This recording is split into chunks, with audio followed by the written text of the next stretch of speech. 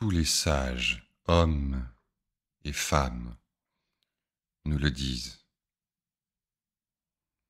Sans le feu, nous ne pourrons brûler assez fort pour être tout entier consumés et transformés dans le bonheur auquel nous aspirons.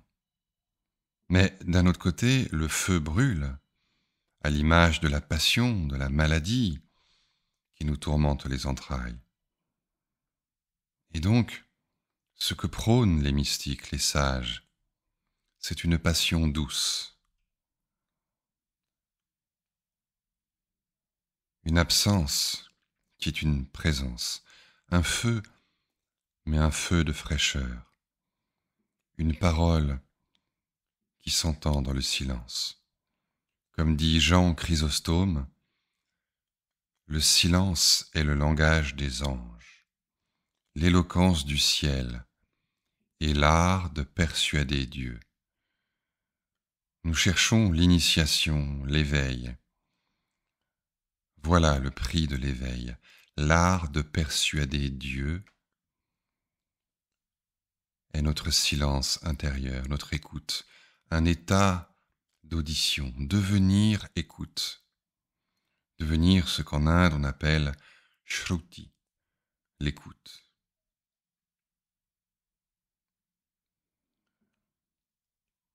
Et Nicolas de Jésus-Maria, à propos de Jean de la Croix, dit aussi, dans son énigme, il appelle énigme le dessin que fit un jour Jean de la Croix, dont nous allons parler ensuite, il dit dans son énigme que l'âme, qui est en haut de la montagne, est dans un silence divin et dans un banquet perpétuel. C'est à la fois une satiété et en même temps un état de famine, une présence, mais une présence qui ne se présente que dans une absence. L'absence de quoi? L'absence de pensée. Mais pas n'importe quelle pensée, non des pensées que nous ne pouvons pas contrôler, car évidemment, ces pensées-là, on ne peut rien y faire, pas plus que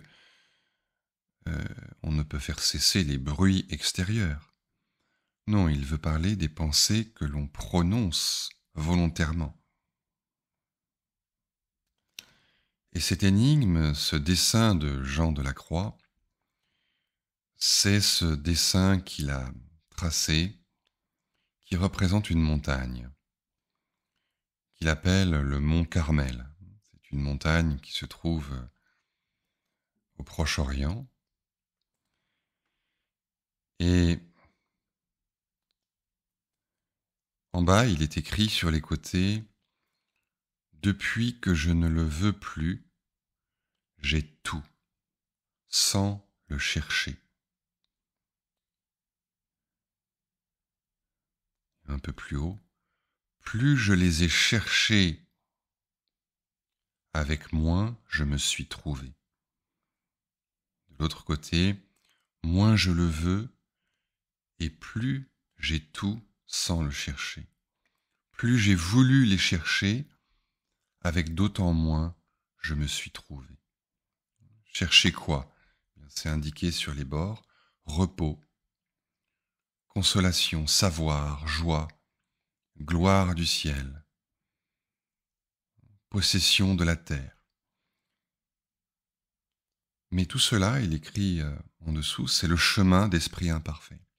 Tant que je veux le repos, la consolation, le savoir, la joie, la terre, c'est ce qu'il appelle le chemin d'esprit imparfait, le chemin d'esprit égaré. Mais l'esprit de perfection, ça n'est pas cela. Ce n'est pas cela le sentier du mont Carmel qui mène en haut de la montagne. Ce sentier, il est marqué au centre. Au centre, c'est le chemin droit, la voie directe qui est indiquée par Jean de la Croix, qui écrit « ni ceci, ni cela » à chaque fois. Ni repos, ni consolation, ni savoir, ni joie, ni gloire, ni possession de la terre. Et quoi? Eh bien, au centre, à chaque nouvel attribut divin, repos, consolation, savoir, joie, Jean a écrit le même mot. Et ce mot, c'est rien, rien, rien, rien, nada, rien. Et tout en haut, il écrit, et même sur la montagne, même en haut de la montagne, rien. Et tout en haut, il y a effectivement la paix, la joie, l'allégresse, le délice, la force, la justice, mais il y a marqué « plus rien ne me donne joie, plus rien ne me donne peine ». Et au-dessus, il écrit « seul habite sur cette montagne l'honneur et la gloire de Dieu ». Et tout en haut, il y a écrit ceci « il n'y a plus de chemin par ici, parce qu'il n'y a pas de loi pour le juste ». Le juste, c'est le saint, c'est-à-dire c'est l'être qui a laissé sa volonté, ses désirs, son cœur se fondre complètement, s'harmoniser entièrement avec le cœur universel, avec la volonté divine.